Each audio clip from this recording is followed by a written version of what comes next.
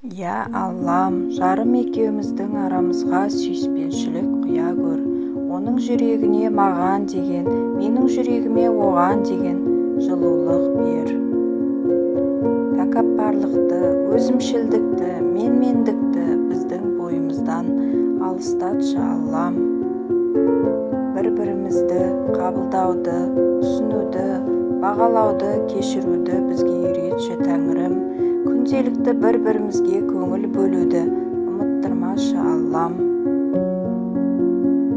Бойымыздағы салқындық, немқұрайлық, жек көруді алып тастап, бір-бірімізге жылулық сыйлап, сүйсіне қарауды үйретші Аллам.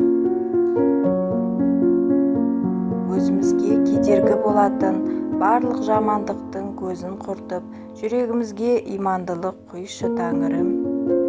Біздің салқындығымыздың, жаман қылығымыздың, ұрыс керісіміздің кесірі балаларымызға тиіп кетпеу үшін Тәңірім өз күнәмізді көруге, түсінуге сана беріп, жаман мінезімізді өзгертуге шама бер Аллам. Аллам, сен біріктірген одағың бөлініп кетпеуіне, бар бақытымыз бөлініп кетпеуіне, балаларымыздың жыламауына, шаңырағымыздың құламауына сенен үміт етіп пана сұраймыз Аллам. Маңдайыма берген бағыңды еселеп, қуанышты күндерімізді көбейте көр Аллам. Өзімді, балаларымды, жан-жарымды бір өзіңе тапсырдым Аллам.